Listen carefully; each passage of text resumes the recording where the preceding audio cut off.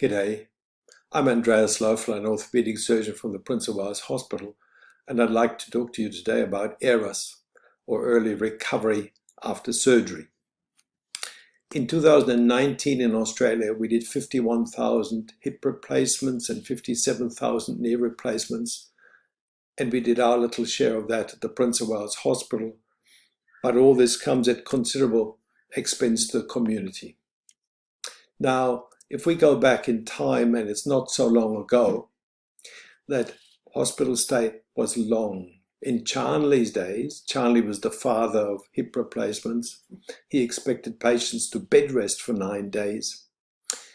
In Japan and in Germany, even today, it's not unusual for patients to stay in hospital for 4 weeks, as their funding goes per day.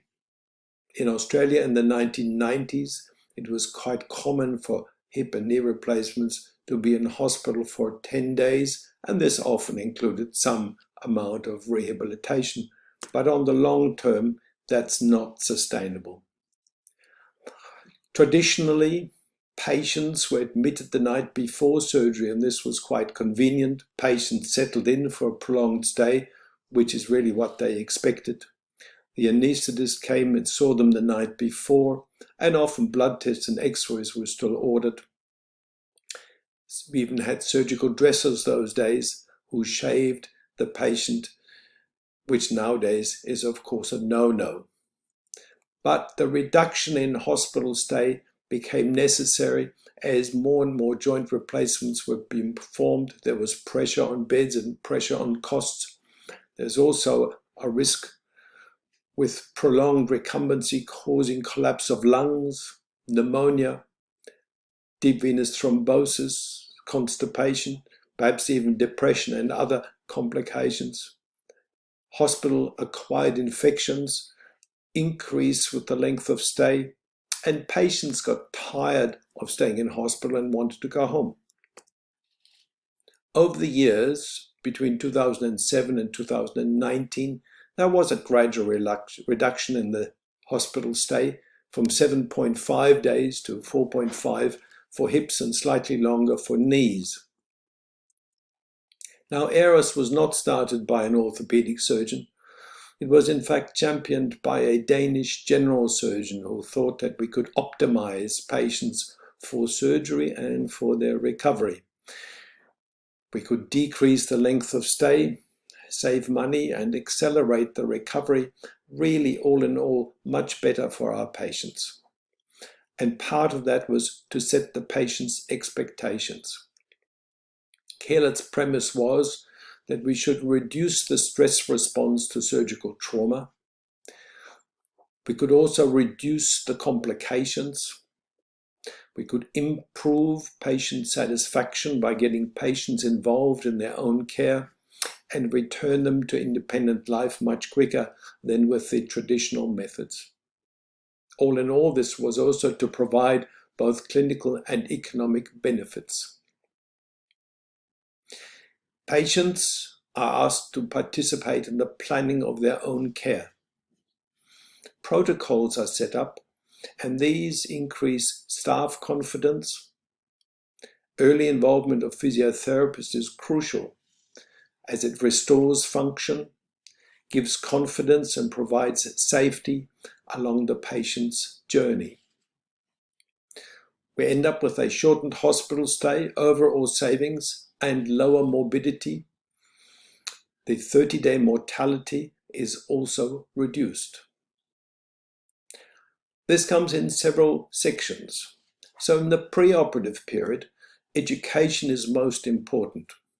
Patients are asked to stop smoking and to reduce their alcohol consumption.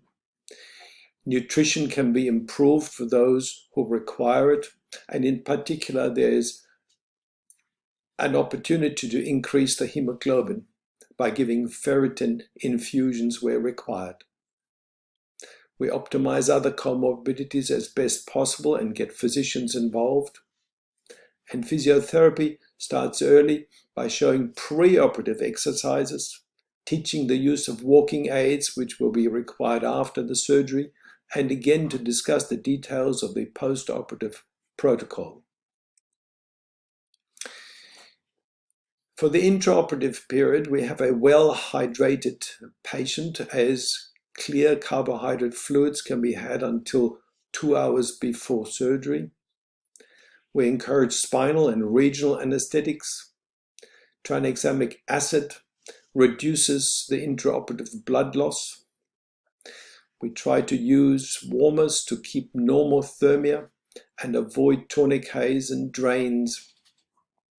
In some cases, we use navigation and robotics, but this has not yet been shown to speed up the hospital stay.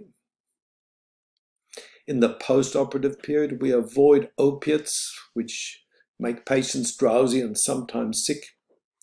We encourage early mobilization, sometimes even starting in the recovery room. And we have at least twice daily physiotherapy with an early discharge plan, and we discuss all this with the patient. We also encourage outpatient rehabilitation. In 2017, at the Prince of Wales Hospital, we had a pilot project which we called Accelerated Recovery from Orthopedic Surgery. The aim was to have early discharge 24 to 48 hours after surgery, and this, of course, was a multidisciplinary project involving patients, nursing staff, medical staff, physiotherapists, occupational therapists, as well as the hospital in the home. Whilst the primary objective was a reduced length of stay, we also, as a secondary objective, tried to reduce the complications and to increase patient satisfaction. In the pre-admission period, patients were identified if they had low comorbidities, if they had good social supports, and a willingness to participate in the program. Patients were provided with an educational package. Both pre- and post-op activities were discussed, and they had an opportunity to meet the multidisciplinary team. During the admission, we limited fasting again by giving carbohydrate drinks up to 2 hours before surgery. We encouraged regional anesthetics and avoid post-operative analgesia involving opioids. Early mobilization within 2 to 3 hours of surgery was sometimes possible. Intensive physiotherapy on the post-operative day, sometimes involving 3 or 4 visits by the physiotherapist to get patients out of bed, into chairs. And again, the discharge plan was frequently discussed and modified with the patient. The discharge criteria were patients getting in and out of bed independently. Patients had to be able to sit and get up from a chair. They had to walk short distances, manage stairs. It was also important that patients had social support, either somebody to take them home or somebody to be at home to help them when they came back from hospital. And they also had to have easy access to the Prince of Wales, should that be required. The discharge itself was then facilitated by the hospital and the community staff. Of a total of 890 patients for hip and knee replacements during that period, 154 were recruited for AROP. They were slightly younger than the average, with a mean age of 56 years. 150 of these were discharged within 2 days of their surgery. If one looks at the length of stay, you can see that hips did slightly better than knees. Still, only 4 patients failed the program. If one looks at the complications, one can also see that hips did slightly better than knees, but both did better than patients having the standard care of hospital stays. The overall complication rate was 3.3% for the AROP patients and 9% for the others. I do have to concede here that younger patients will have less complications, but still the overall program has been extended to more and more patients since. It is a patient-centered model of care. The preoperative assessment and education helps many, and that has allowed us to extend the program to older patients. The shortened hospital stay is slowly becoming attractive to patients. It's a patient-focused plan and can be modified as required. And recovery in the patient's home for those who've been successful has been very welcome. It also involves increased community support. AROS and AROP are better, cheaper, and faster. They are, however, not for everyone. Those patients requiring complex surgery may not be candidates.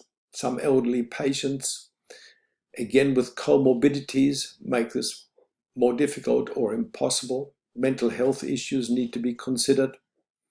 Social and geographical isolation will also make AROS impossible. So what's next? Well, as the length of stay has decreased and we now have plenty of patients who go home 1 or 2 days after surgery, it is not surprising that day-only joint replacement is a reality. There are still some funding issues as our hospitals get paid less, but day surgery centers who take up day-only surgery get paid a little more. There are some arguments about who pays for the rehabilitation, but there will be more of this as we get better at treating patients out of the hospital.